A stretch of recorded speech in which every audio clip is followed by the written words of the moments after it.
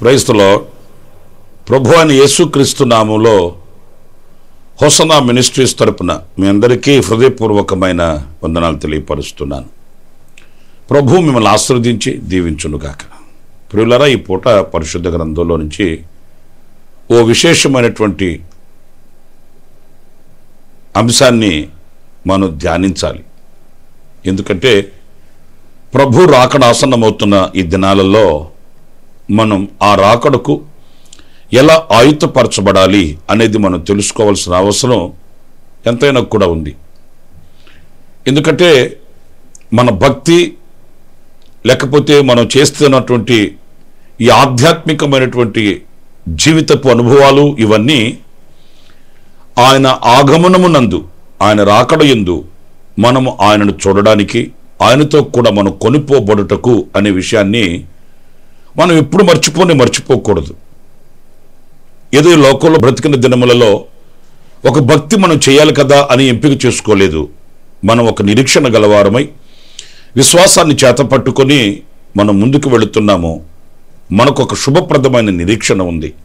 ఆయన వస్తాడు, ఆయన ఉండు చోటున మనల్ని ఉంచుకోవడానికి మనల్ని తీసుకుని వెళతాడు అనే ఒక శుభప్రదమైన నిరీక్షణ మనకు ఉంది. అన్నప్పుడు ఆయన ఆగమనమునకు మనం సిద్ధపడాలి, కనురెప్పపాటులో రూపాంతరం చెందాలి అన్నప్పుడు మనం ఒక సంఘముగా సమకూర్చబడిన వారం కావాలి. ఎందుకంటే ఈ సంఘము కొరకే ఆయన ఈ లోకానికి దిగి వచ్చాడనే సంగతిని మనం ఎప్పుడు తలపోసుకోవాలి. అన్నప్పుడు అసలు ఈ సంఘము అంటే ఏంటి? ఏదో ఒక భవంతి కట్టుకొని అందులో ఆరాధించడమా, లేకపోతే ఆర్భాటాలతోనూ హంగులతోనూ రూపుదిద్దుకొని మాది ఈ సంఘం అని చెప్పుకోవడానికేనా?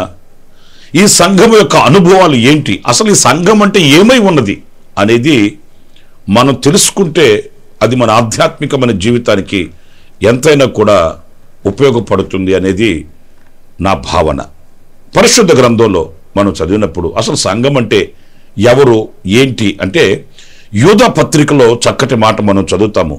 1వ అధ్యాయము 1వ వాక్యంని నేను చదువుతున్నాను. యేసుక్రీస్తు దాసుడును యాకోబు సహోదరుడునైన యూదా తండ్రి అయిన దేవుని యందు ప్రేమింపబడి యేసుక్రీస్తు నందు భద్రము చేయబడి పిలువబడిన వానికి శుభమని చెప్పి వ్రాయున్నది.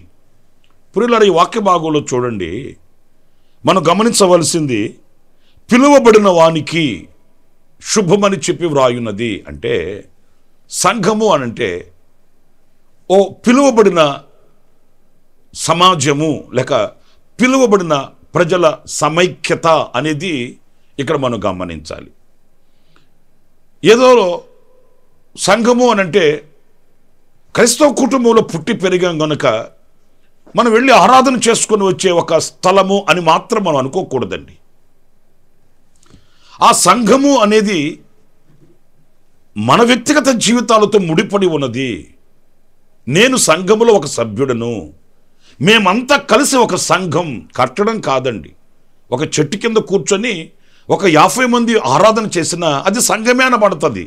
ఒక కట్టడం లేనంత మాత్రాన ఇది సంఘం కాదండి అని ఎలా చెప్పగలం? సంఘము అంటే ఒక భవంతి, ఒక కట్టడము ఇది కాదండి. పిలువబడిన వాళ్ళు ఓ చక్కటి పిలుపును కలిగి ఆకర్షించబడిన వాళ్ళు ఏ చోట 10 మంది, ఏ చోట 2-3 కూడి వాళ్ళు ఆరాధన చేసినా అది సంఘమే అనబడుతుంది. ఇక్కడ మెట్టుకు మనం గమనించవలసింది, ఈ సంఘమే అనబడిన వాళ్ళు పిలువబడిన వారేనా అంటే ఒక ప్రత్యేకతను మనం కలిగిన వారమై ఉండాలి. పిలువబడిన వారు అంటే ఎక్కడి నుంచి పిలువబడిన వాళ్ళు? మనం లోకంలో ఉన్నాము. లోకములో ఉన్న పాపం మనలో ఉంది. జన్మతః పాపం మనలో ఇమిడి ఉంది. ఈ ఆచార సంబంధమైనటువంటి కార్యాలలో నుంచి, ఈ లోక సంబంధమైన కార్యకలాపాలలో నుంచి, ఈ పాపపు ఉచ్చులలో నుండి, ఈ పాపము యొక్క కబంధ హస్తాలలో నుంచి మనం పిలువబడిన వారము. నా ప్రియమైన సహోదరులారా, చాలామందికి సంఘం అంటే అర్థం తెలియక సంఘం అంటే ఏదో ఒక ఆచారం అనుకుంటున్నారండి. సంఘం అంటే మనం ఏర్పరచుకొనిన ఒక పద్ధతి అనుకుంటున్నారు. కాదు కాదు కాదు. ఎవరైతే ఆ ఉన్నతమైన పిలుపును కలిగి, అంటే దేవుడు వాళ్ళని ఆ పాపంలో నుంచి పిలిచినప్పుడు, దేవుడు ఆ ఆచార సంబంధమైన కార్యక్రమాల నుంచి వారిని పిలిచినప్పుడు దాన్ని విడిచి ఎవరైతే ఆయన యొద్దకు వచ్చారో వారు సంఘం. మరి పిలువబడినప్పుడు ఇంకా పాపాన్ని విడువక, ఇంకా లోకాన్ని విడువక, ఇంకా లోక సంబంధమైన ఆచార సంబంధమైన వాటిల్ని మరువక, నేను సంఘంలో సభ్యుణ్ణి, నేను సంఘం అనడానికి అతనికి సంఘానికి సంబంధమే లేదండి. ప్రియులరా, ఈ రోజున మన ఆధ్యాత్మికమైన జీవితం యొక్క స్థానాన్ని మనం గుర్తించాలి. ఇంకా లోకంలో ఉన్నటువంటి వాటిని ధరించుకొని సంఘంలో నేను ఒక వ్యక్తిని అనిపించుకొని మురిసిపోతున్న వాళ్ళు ఎంతమంది లేరు అంటారు. సంఘము అనేది లోకంతో పెనవేసుకొని ఉండదు. సంఘములో లోకం ఉండదు. అసలు సంఘం అంటేనే ఒక ఏర్పరచబడింది కదా, ప్రత్యేకించబడింది కదా. లోకంలో ఉన్న కార్యకలాపాలు మరల సంఘంలో ఉంటే సంఘానికి లోకానికి వ్యత్యాసం ఏంటి? లోకంలో కొన్ని కార్యాలు మనం చూస్తుంటామండి. ఆధిపత్యాలు, అధికారాలు, ఎలక్షన్లు, కలెక్షన్లు. లోకంలో కొన్ని కార్యకలాపాలు ఉంటాయి. ఇది మా కులం, ఇది వీళ్ళ కులం, వీళ్ళు మావాళ్ళు, వీళ్ళు మావాళ్ళు కాదు, ఇలాంటి వ్యత్యాసాలు ఉంటాయి లోకంలో. అవి మరల సంఘంలో పొడచూపే పని అయితే సమాజానికి సంఘానికి ఏంటి వ్యత్యాసం? కాదు. సంఘం అంటేనే పిలువబడినది, ఏర్పరచబడినది, ప్రత్యేకించబడినది. సమాజంలో ఉండే పద్ధతులు వేరు, సంఘంలో ఉండే పద్ధతులు వేరు. సమాజంలో ఉండే వ్యక్తుల వ్యక్తిత్వాలు వేరుగా ఉంటాయి, సంఘంలో ఉన్న వ్యక్తుల యొక్క వ్యక్తిత్వాలు వేరుగా ఉంటాయి. దానికి దీనికి పోల్చడానికి కుదరదు. గనుక సంఘము అనంటే పిలువబడిన వారు అనేది ఈ మొదటి వాక్యంలో మనం గమనించవలసి వస్తుంది. ఇకపోతే క్లుప్తంగా నేను మీకు తెలియపరుస్తాను. రెండవది, సంఘము అనంటే రోమాపత్రిక 1వ అధ్యాయం 2వ వాక్యం చదువుతున్నానండి. దేవుని సువార్త నిమిత్తం ప్రత్యేకింపబడిన వాడునైన పౌలు రోమాలో ఉన్న దేవుని ప్రియులందరికీ, అనగా పరిశుద్ధులుగా ఉండుటకు పిలువబడిన వారందరికీ శుభమని చెప్పి వ్రాయున్నది. ప్రియులారా, ఈ వాక్యంలో మీరు గమనించి ఉంటారని నేను అనుకుంటున్నాను. పరిశుద్ధులుగా ఉండుటకు పిలువబడిన వారు అంటే ఇక్కడ మనం గమనించాలి కదా. మనం ప్రభు రాకడ వరకు ఎలా ఉండాలి అని అంటే ఈ పరిశుద్ధతను కలిగిన వారమై ఉండాలి. ఏదో నేను పిలువబడ్డాను అని ఆ ముద్రను వేయించుకొని మరలా లోకానుసారంగా బ్రతకడం కాదు. నేను పిలువబడ్డాను అని గుర్తింపు పొందుకొని రిజిస్టర్లో పేరు రాయించుకొని, ఇక నాకేంటి రిజిస్టర్లో పేరు నమోదు చేయబడింది, నేను కూడా ముద్ర వేయబడ్డాను, ఇక నాకేంటి అని మనం తిరగడం కాదట. పరిశుద్ధులుగా ఉండుటకు పిలువబడిన వారు అంటే మనం పరిశుద్ధత కలిగిన వారమై ప్రభు రాకడ వరకు మనం వేచి ఉండాలి. అందుకే సంఘము అనేది స్థాపించబడింది. సంఘము అనంటే పరిశుద్ధులుగా ఉండుటకు పిలువబడిన వాళ్ళు. సంఘంలో మనకేం కలుగుతుంది అంటే పరిశుద్ధత కలుగుతుంది. దేవుని వాక్యము చేత మనం ఉదక స్నానం చేయబడతాము, దేవుని వాక్యము చేత హెచ్చరింపబడతాము, దేవుని వాక్యము చేత శుద్ధీకరించబడతాము, మన మనస్సాక్షిని నిర్మలముగా కాపాడుకోగలుగుతామండి. మరి సంఘానికి మనం ఏ గుర్తింపు వేస్తున్నాము? సంఘాన్ని ఏ ధోరణిలో ఆలోచిస్తున్నాము? సంఘం అంటే ఏమనుకుంటున్నాము? వివాహాలు చేసుకోవడానికి, లేకపోతే మన వివాహ వేదికలు వేసుకోవడానికి, లేదా ఏదైనా మన ఇంట్లో ఘనకార్యాలు, శుభకార్యాలు జరిగేటప్పుడు మన ఇంటికి అందరూ కలిసి వచ్చి ఆ కార్యక్రమాన్ని జయప్రదం చేయడానికి, వీటి కొరకు వాడుకునే వేదిక కాదు సంఘం. సంఘం అనే ఒక సమైక్యతతో కూడిన ఈ సమూహం పరిశుద్ధులుగా ఉండుటకు పిలువబడిన వాళ్ళు. పరిశుద్ధతయే అక్కడ కాపాడబడకపోతే, పరిశుద్ధతయే మనలో స్థాపించబడకపోతే అది సంఘము అనడానికి తావు లేదు. మనం జాగ్రత్త పడాలి. ప్రియులారా, మనల్ని చీకటిలో నుండి ఆశ్చర్యకరమైన వెలుగులోనికి పిలిచిన దేవుడు వెలుగులోనే ఉంచుతాడు. మరలా చీకటిలోకి మనం వెళ్ళకూడదు కదా. లోకంలో నుంచి మనల్ని ఏర్పరిచి సంఘము సమకూర్చాడు. ఎందుకోనంటే ఈ పరిశుద్ధతని అంతం వరకు మనం కాపాడుకోవడానికి. పరిశుద్ధత లేకుండా ఎవడు ప్రభువును చూడలేడు. ఈ పరిశుద్ధతని మనలో మనము పెంపొందింప చేసుకోవాలి, అభివృద్ధి పరుచుకోవాలి. పరిశుద్ధులు సంపూర్ణులుగా మార్చబడినట్లుగా మనలో ఆ ఆధ్యాత్మికమైన వృద్ధి కలగాలి. సంఘాన్ని ఎంత ముద్దుగా పిలుస్తున్నాడు చూడు పరిశుద్ధులైన పౌలు. మీరు పరిశుద్ధులుగా ఉండుటకు పిలువబడిన వాళ్ళు. ఈ పరిశుద్ధతని అంతం వరకు మీరు కొనసాగించుకోవాలి. పరిశుద్ధతను ఏమాత్రం మీరు విడిచిపెట్టకూడదు, జార విడుచుకోనకూడదని పరిశుద్ధులైన పౌలు సంఘానికి ఆయన వ్రాస్తున్న మాటల్లో తెలియపరుస్తున్నాడు. మరి ఈ రోజున సంఘానికి మనం ఎందుకు వెళుతున్నామండి? కొంతమందికి దేవుని మందిరంలో వాళ్ళకి గనక వాళ్ళని సరిచేసే వాక్యం గనక వస్తే, దైవజనుడు గనక పరిశుద్ధాత్మ ప్రేరణతో వాళ్ళని సరిచేసే మాటలు గనక మాట్లాడితే కొంతమందికి ఎంత చికాకో.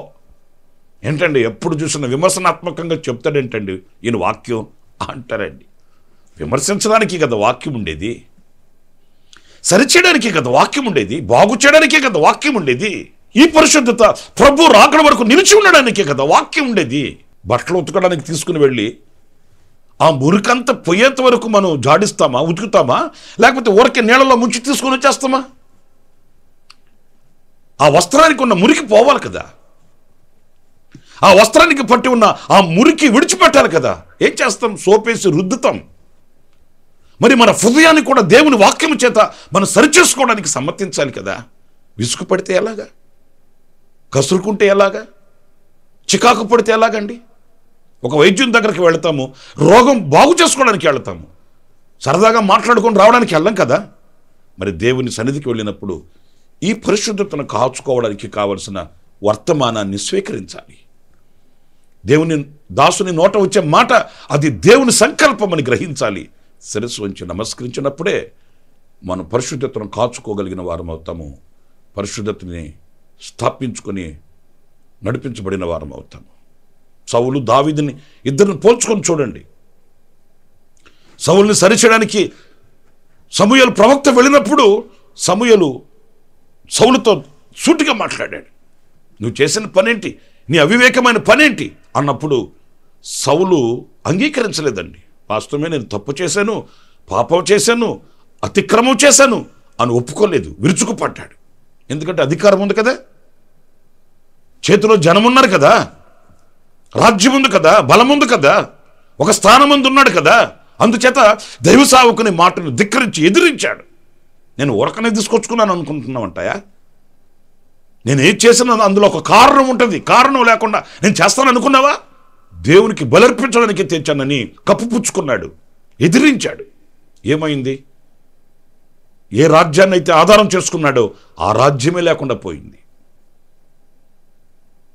కృపను పోగొట్టుకున్నాడు, దేవుని దృష్టిలో నుండి తొలగిపోయాడు. అదే సందర్భంలో మనుషులు కాదండి, పొరపాటు అనేది బై మిస్టేక్, కావాలని చేయడం కాదు, కానీ బై మిస్టేక్. ఓకే, దావీదు కూడా ఒక పాపం చేశాడు.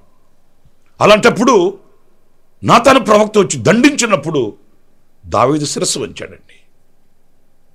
నన్ను సరిచేయడానికే కదా ఈ వాక్యం వచ్చింది, నన్ను సరిచేయడానికే కదా దైవజనుడు నిలబడ్డాడు, నన్ను సరిచేయడానికే కదా దైవ సేవకుని యొక్క స్థానం దేవుడిచ్చాడు అని గ్రహించి శిరస్సు వంచాడు.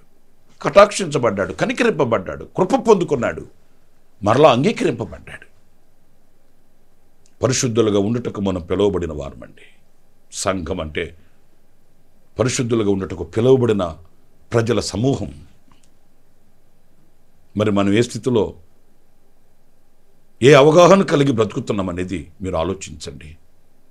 చివరికి ఇంకొక మాట కూడా నేను మీకు జ్ఞాపకం చేస్తాను. అది ఈ రోమాపత్రికలోనే 13వ అధ్యాయము 14వ వాక్యాన్ని నేను చదువుతున్నాను. ఆ మాటలు కూడా మీరు జాగ్రత్తగా ఆలకించి చూడండి. 13వ అధ్యాయం 14వ వాక్యాన్ని చదువుతున్నానండి. మెట్టుకు ప్రభు అయిన యేసుక్రీస్తుని ధరించుకుని వారై శరీరేచ్ఛలను నెరవేర్చుకొనుటకు శరీర విషయమై ఆలోచన చేసుకొనకుడి.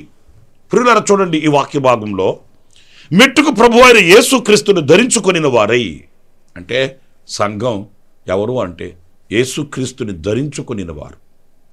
జాగ్రత్తగా వినాలి సుమా. యేసుక్రీస్తుని ధరించుకొనిన వారు. ఎందుకు యేసుక్రీస్తుని ధరించుకోవాలి అనంటే ఈ సంఘానికి శిరస్సు క్రీస్తు యేసు గనుక. ఈ సంఘము అనే ఈ యొక్క శరీరానికి శిరస్సు క్రీస్తు. క్రీస్తుని ధరించుకోరని ఏ శరీరమైనా జీవిస్తుందా? ఘనత కలుగుతుందా? విలువ కలుగుతుందా? మీరు ఆలోచించండి. సంఘము అంటే క్రీస్తుని ధరించుకోవడం. క్రీస్తుని ధరించుకోవడం అంటే అదే ఒక షర్ట్ కాదు కదా. క్రీస్తుని ధరించుకోవడం అంటే ఏదో ఒక వస్త్రం కాదు కదా. క్రీస్తుని ధరించుకోవడం అంటే ఆయనలో ఉన్న గుణగణములను నెరవేర్చడం. ఆయనలో ఉన్న సాత్వికము, ఆయనలో ఉన్న అనురాగము, ఆయనలో ఉన్న ప్రేమ, పరిశుద్ధత, సమర్పణ, దయాగుణము, వాత్సల్యము, ఇవన్నీ క్రీస్తులో ఉన్నవి సంఘం ధరించుకోవాలి.